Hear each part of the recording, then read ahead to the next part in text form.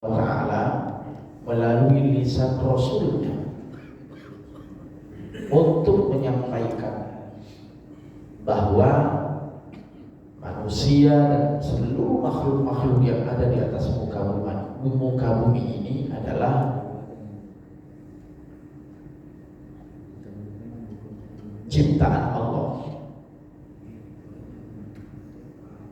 yang semua itu tidak akan mampu untuk hidup tanpa kehendaknya. Maka Allah Subhanahu wa taala menyebutkan dzara'akum fil ardi. Dzara'a ini derivasi dari khalaqa, turunan atau memiliki kesamaan makna dengan penciptaan, tapi dalam bentuk mengembangbiakkan, dan itu proses kehidupan manusia.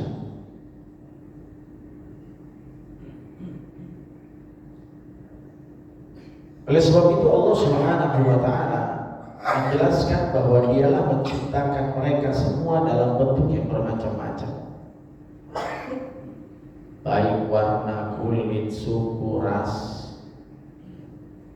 maupun sosial budaya, lalu menempatkan atau menyediakan tempat tinggal bagi mereka di atas muka bumi ini, dan menyebarkan mereka di semua penjuru bumi untuk bisa hidup dan melayakkan tempat-tempat tersebut untuk mereka tinggali.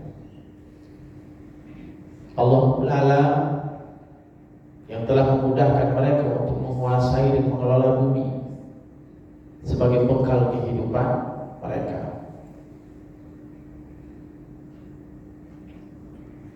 Ibnu Katsir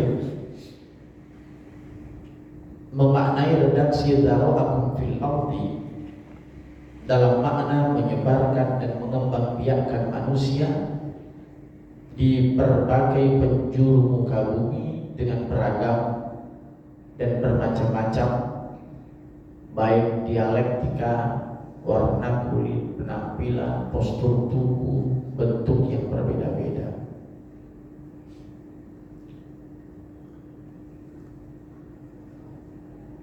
Sedangkan ulama-ulama yang lain juga menafsirkan hal yang serupa. Imam At-Tabari dzara'a menafsirkan sama maknanya dengan kata-kata khalaqa, yaitu menciptakan segala sesuatu yang ada di bumi termasuk manusia.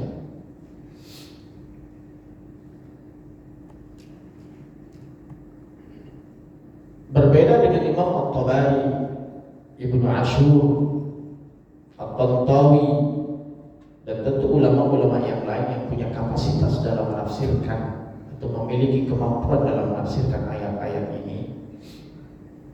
Mereka mengatakan bahwa kata-kata dzara'a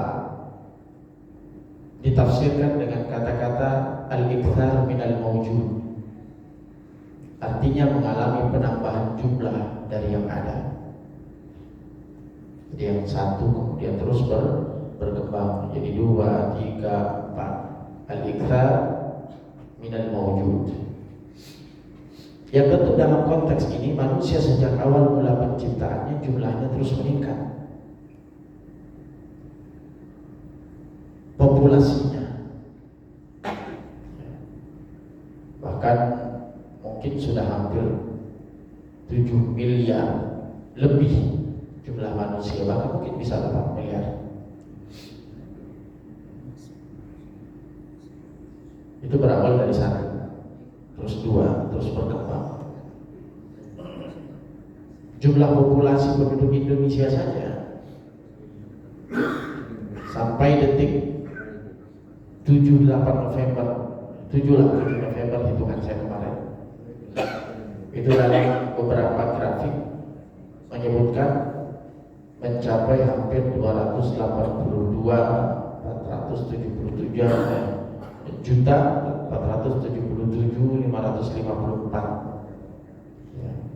juta jiwa. Semakin berkembang Pak, semakin banyak terisi dunia.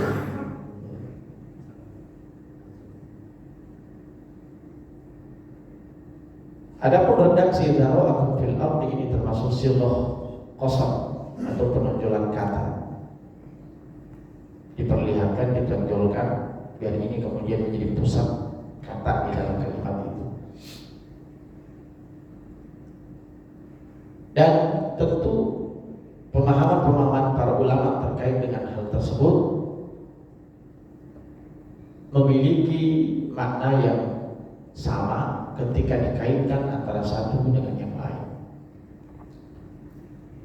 Ketika dimulai dengan kata-kata khalaqa, berarti memang Allah lah pencipta. Ketika kemudian dikembangkan menjadi al-iktsar fil mawjud, menambah jumlahnya, berarti mengembang biakan. Oleh sebab itu, ma'asyiral muslimin rahimani wa rahimakumullah,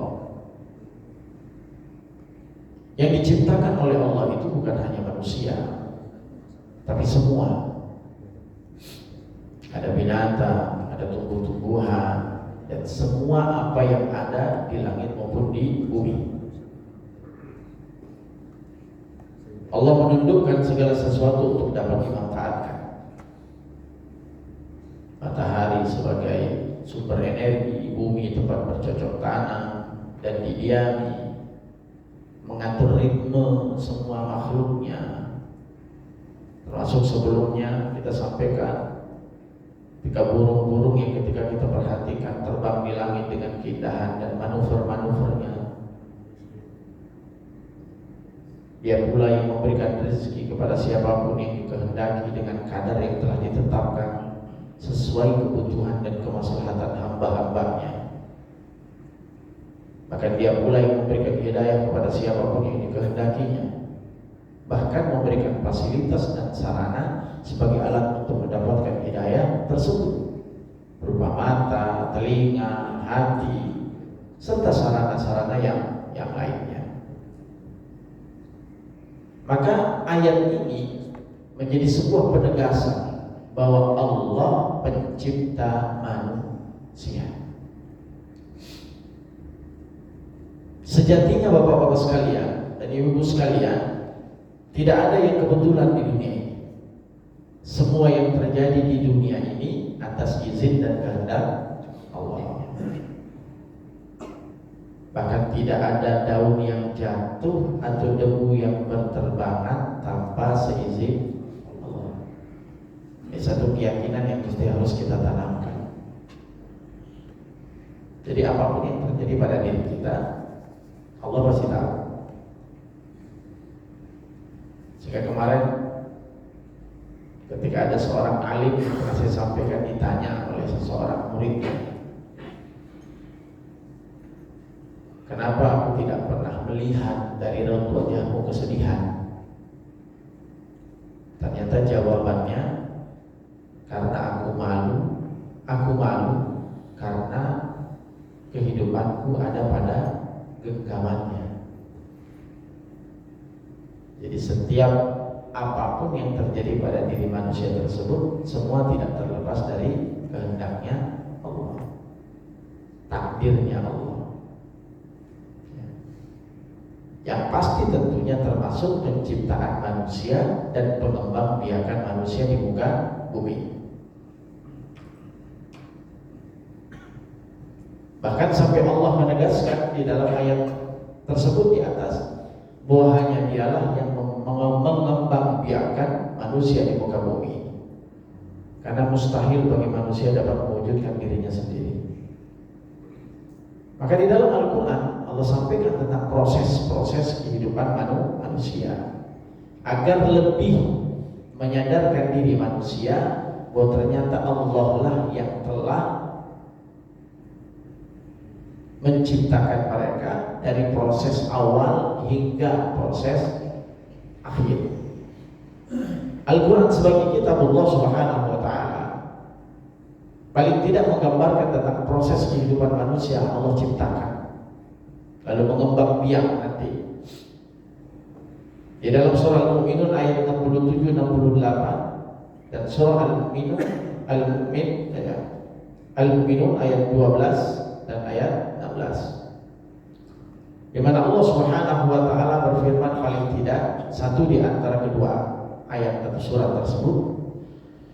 Huwallazi khalaqakum min turabin tsumma min nutfatin tsumma min 'alaqatin tsumma yukhrijukum tiflan tsumma litablughu ashuddakum tsumma litakunu syuyukhan wa minkum man yutawaffa min qabl wa litablughu ajalan musamma wa la'allakum ta'qilun wallazi yuhyi wa yumiit fa idza qada amran fa innama yaqulu lahu kun fayakun. Dalam surah Al-Mu'min ayat 67 dan 68 Allah Subhanahu wa taala menjelaskan, Dialah yang menciptakan kamu dari tanah, kemudian dari setetes mani, sesudah itu dari segumpal darah, kemudian dilahirkannya kamu sebagai seorang anak, kemudian kamu dibiarkan hidup supaya kamu sampai pada masa dewasa, kemudian dibiarkan kamu hidup lagi sampai usia tua. Di antara kamu ada yang diwafatkan sebelum itu. Kami perbuat demikian, kata Allah, supaya kamu sampai kepada ajal yang ditentukan dan supaya kamu memahaminya bahwa Dialah yang menghidupkan dan mematikan. Maka apabila, kata Allah, Dia menetapkan sesuatu urusan, Dia hanya cukup dengan berkata jadilah, maka jadilah. Hal yang serupa juga disampaikan, bahkan lebih proses dari mulai lahir, tumbuh dari saripati tanah, dari tanah kemudian terus bersambung, kemudian menjadi darah, kemudian terus berkembang menjadi tulang dan lain sebagainya. Ya. Maka tahapan penciptaan manusia, ketika kita mentafsirkan kata-kata dharo'ah itu, maka ada dua tahapannya kata para ulama. Yang pertama yang disebut dengan tahapan primordial. Apa itu?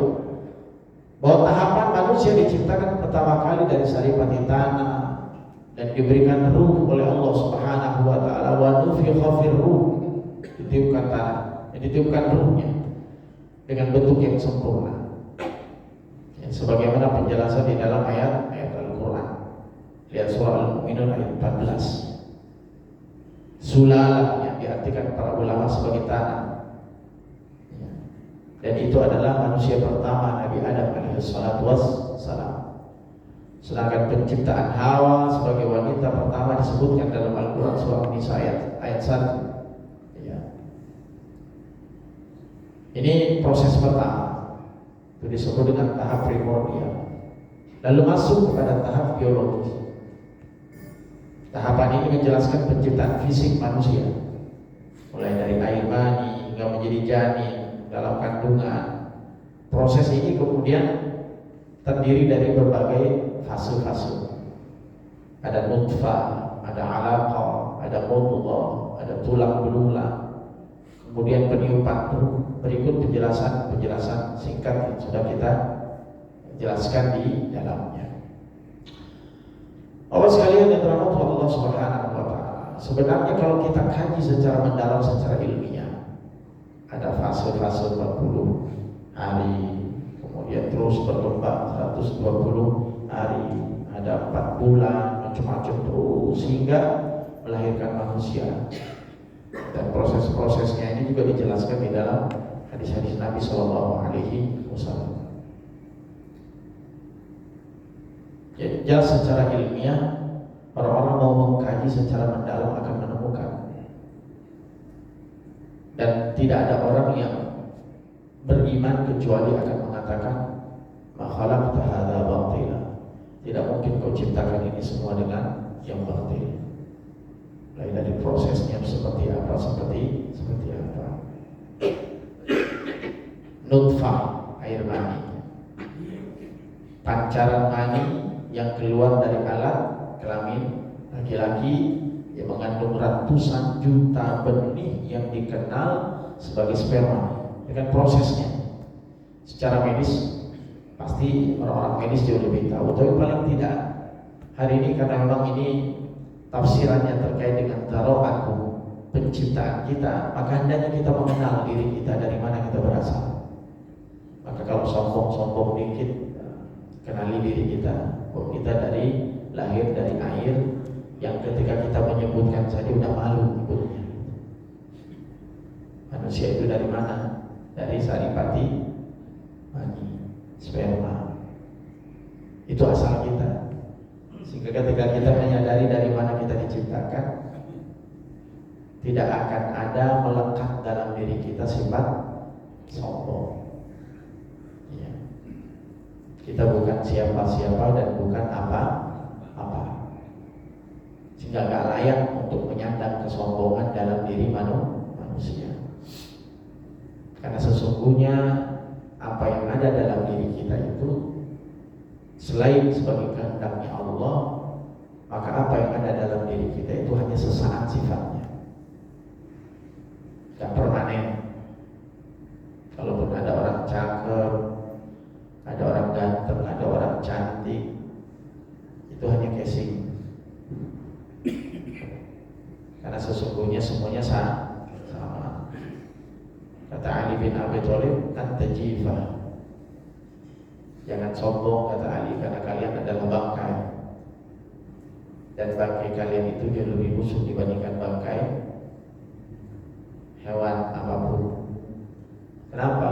Karena di dalam diri kita itu ada tempat sampah yang tidak bisa memisahkan antara komponen satu dengan komponen yang lain. Kalau makanan masuk satu tempat, minuman masuk satu tempat juga. Ya. Bahkan bisa jadi kalau sekarang yang zaman modern sekarang tong sampahnya udah bisa bedain mana yang kering, mana yang basah. Ada nggak tong sampah, Pak? Warnanya merah oranye, warnanya biru. Ini untuk bahasanya ya. Ya pokoknya ini untuk organik, non organik. Nah, kalau perut kita masuk apa aja masuk.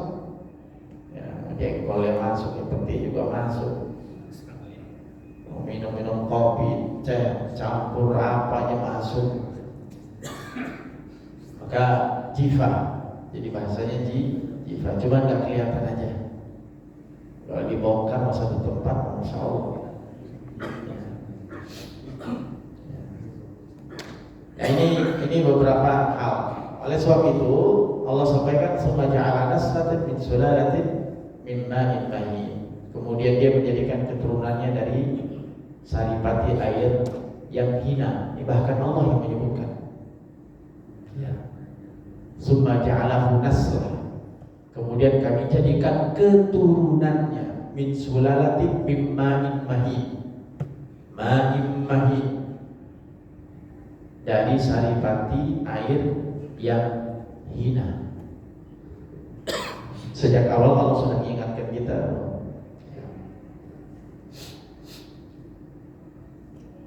Kemudian yang kedua menjadi alaqah.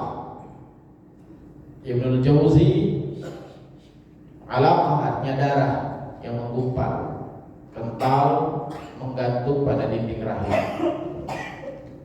Lalu kemudian menempel pada tubuh untuk menghisap, terus berkembang, ya.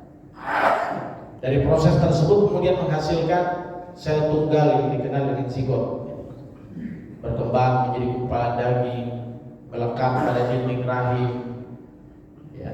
Untuk tumbuh kembangnya, zigot mendapatkan zat penting dari tubuh ibu dengan menyerap sari-sarinya. Naik kemudian prosesnya menjadi mudghah, segumpal daging yang dibalut dengan tulang. Proses kan setiap 40 hari. Ya. Minggu keempat merupakan awal pembentukan anggota tubuh manusia, mulai dari kepala, tubuh hingga kaki yang berasal dari segumpal daging menjadi tulang rawa. Setelah itu kemudian mulai proses keempat, fase pembukusan tulang dan daging. Ini kalau secara visual itu dulu pernah Harun Yahya itu, kalau digambarkan itu, ini loh prosesnya. Maka dalam Al-Quran ini juga jelas dijelaskan dengan terang proses manusia itu. Baru setelah itu insya, peniupan ruh. Maka menurut Ibnu Katsir, firman Allah dalam surah Al-Mu'minun ayat 14 yang berbunyi, kemudian kami jadikan dia makhluk yang berbentuk lain. Artinya Allah meniupkan ruh di dalam janin hingga ia menjadi makhluk berbentuk lain yang mempunyai pendengaran, penglihatan, rasa, akal, dan juga gaya atau gerakan yang terjadi pada diri manusia tersebut.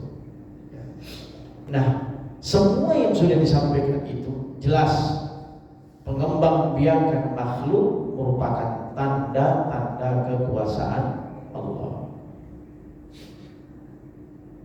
Dan ternyata semua makhluk yang Allah ciptakan yang punya kehidupan itu punya cara pengembangbiakan masing-masing.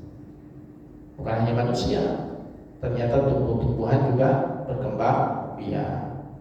Makhluk yang disebut dengan makhluk hidup berkembang biaknya, dan ini menjadi salah satu kajian-kajian yang terus dikaji di dalam ilmu biologi kan.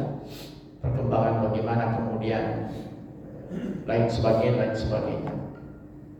Bahwa jelas tujuan pengembangbiakan makhluk hidup bertujuan untuk memperbanyak jumlah populasi makhluk hidup.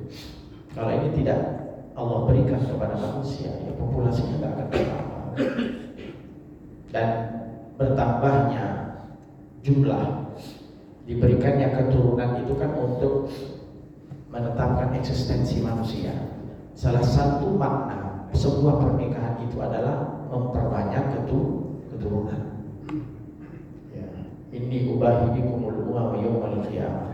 Aku akan membanggakan kalian dengan keturunan-keturunan kalian pada hari kiamat nanti.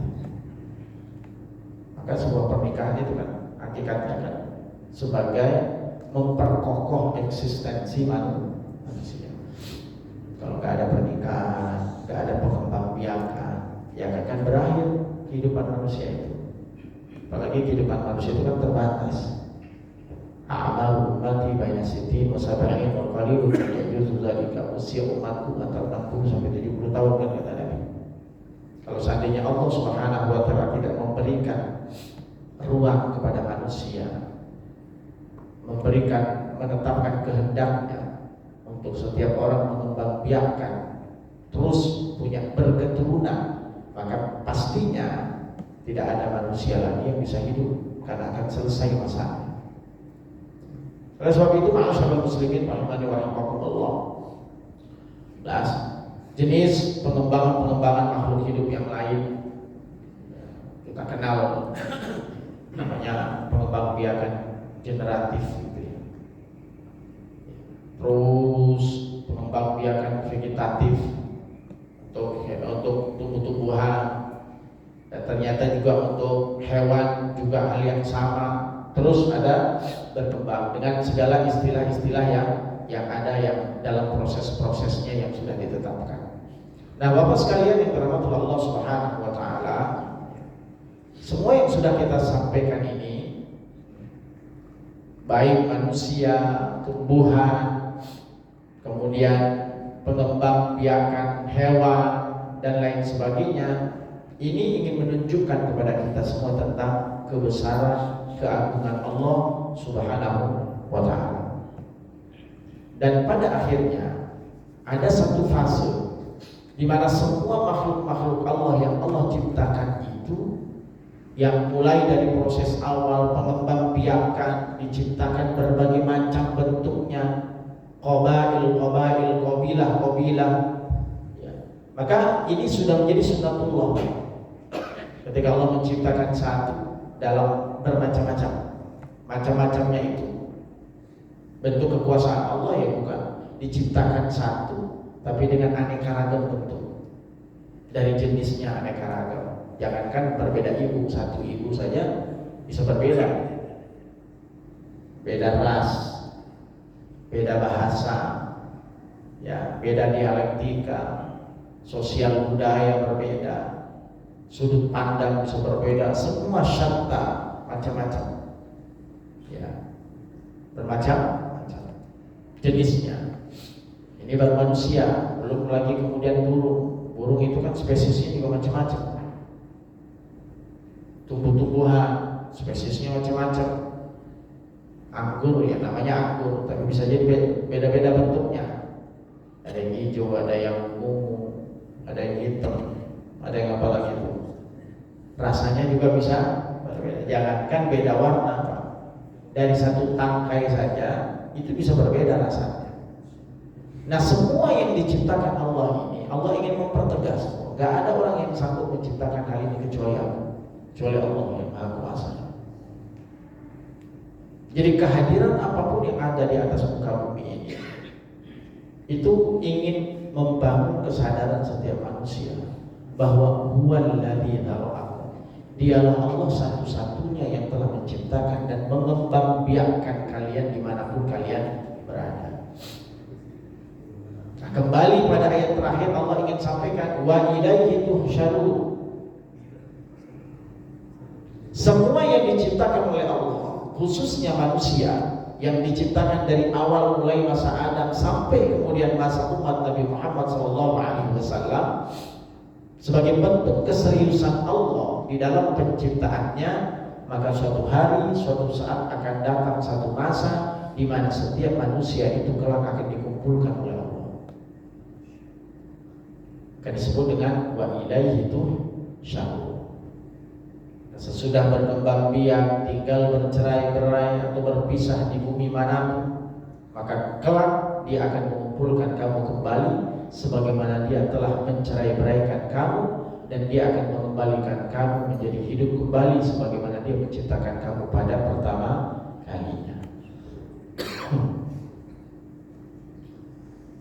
Ayat yang terakhir inilah yang diingkari oleh orang kafir.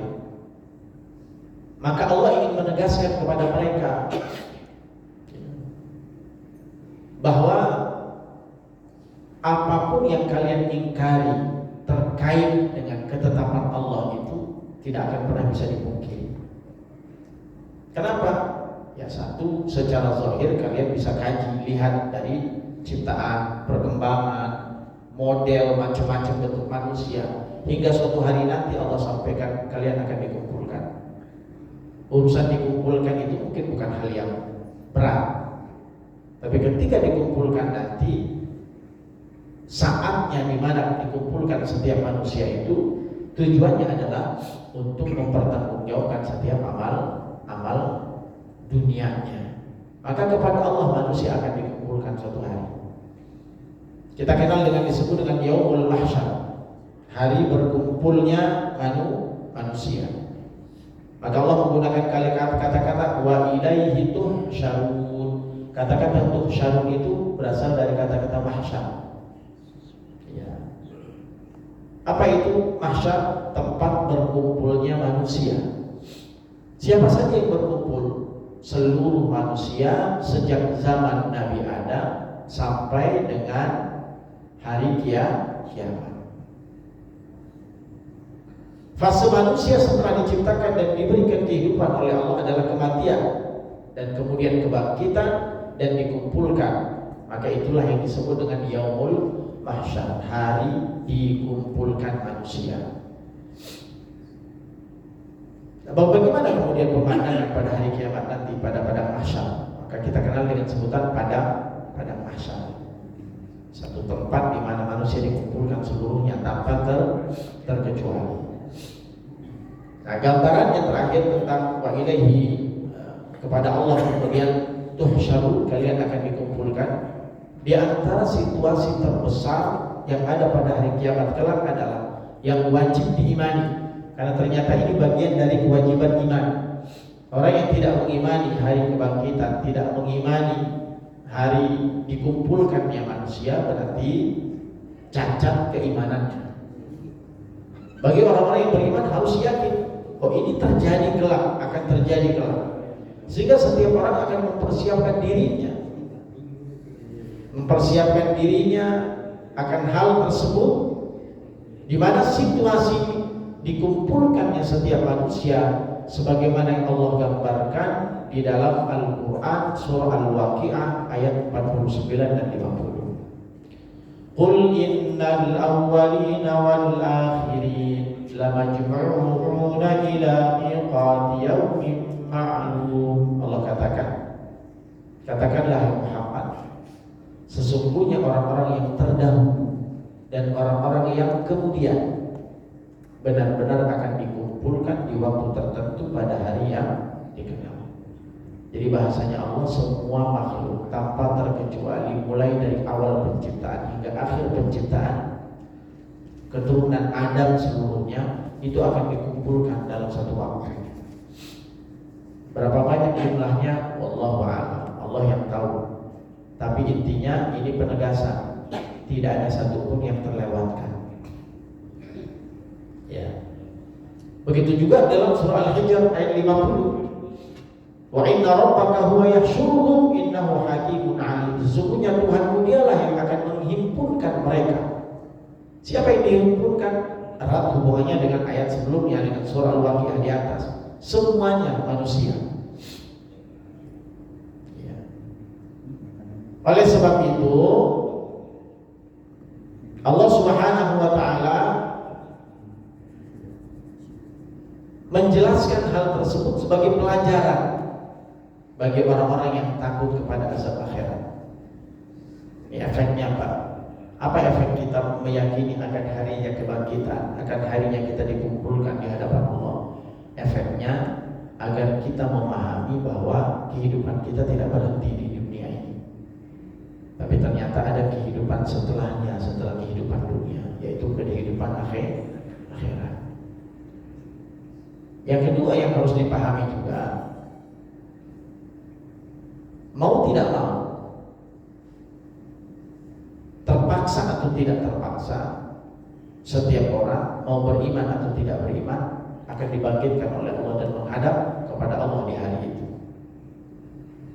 Dan pada hari itu semua akan disaksikan.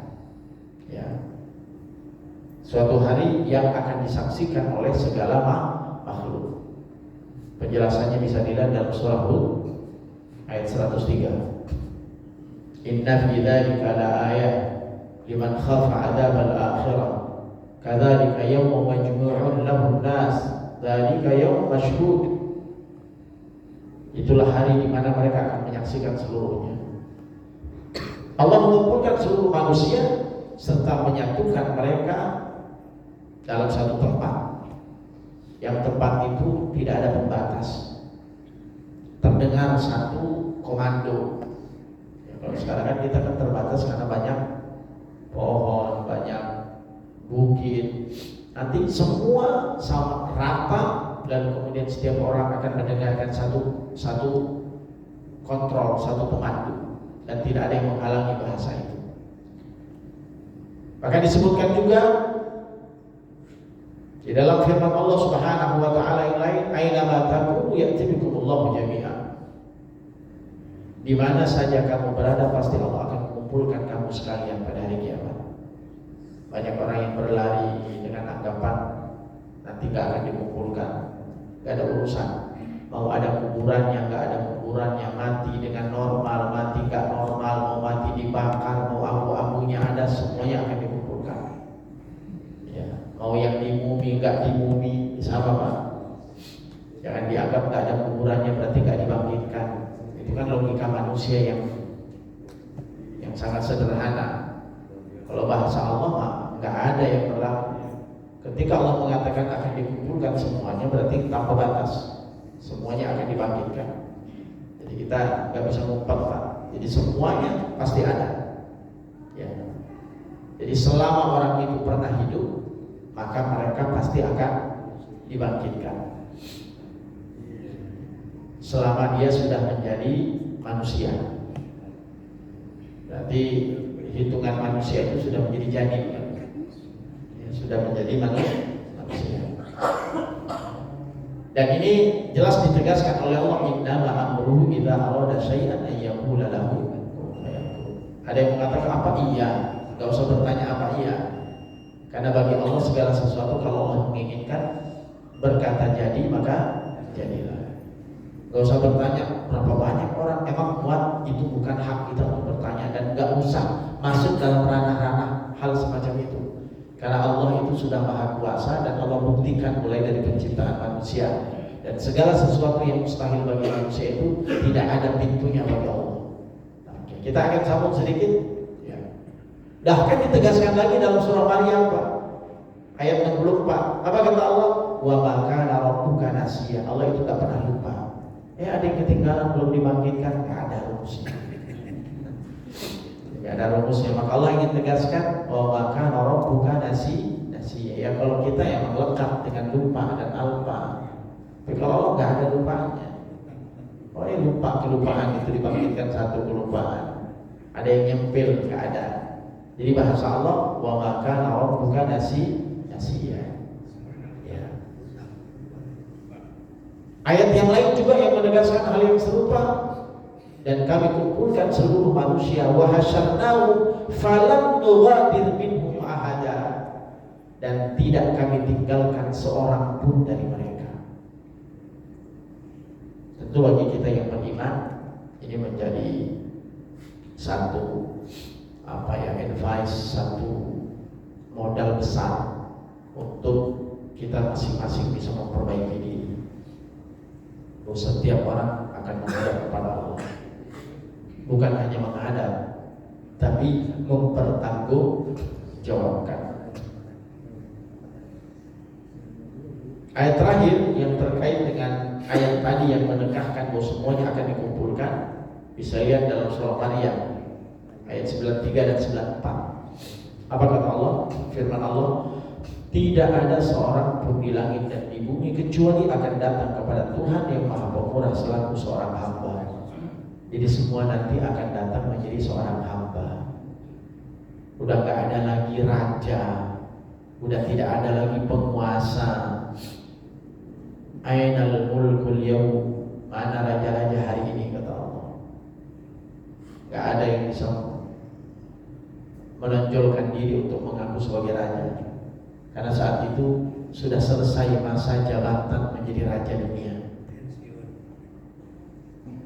Mau tidak mau. Maka Allah katakan kan kalau dunia Allah berikan kekuasaan kepada siapapun. Dan istilah raja juga dikenal di kalangan manusia. Tapi kalau sudah nanti sudah tak berlaku. Karena apa? Maliki yaumiddin. Jadi dialah raja di hari pembalasan. Sudah tidak ada lagi orang yang bisa menyombongkan dirinya. Dalil-dalil yang ada sudah kita sampaikan. Sesungguhnya Allah telah menentukan jumlah mereka dan menghitung mereka dengan hitungan yang teliti.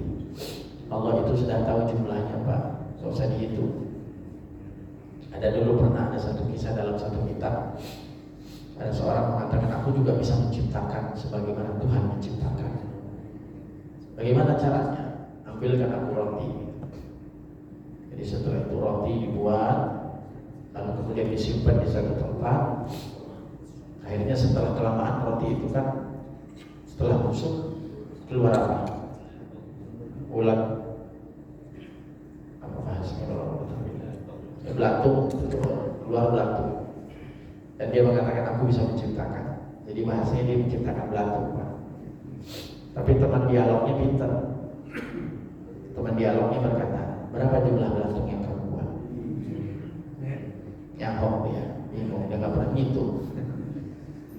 Ternyata disitulah letak kelemahannya. Sedangkan Allah mengatakan, laqad ahsahum wa 'adahum 'adda. Aku telah menghitung dengan teliti semua jumlah makhluk tanpa terkecuali. Ma'asyiral muslimin rahimani wa rahimakumullah.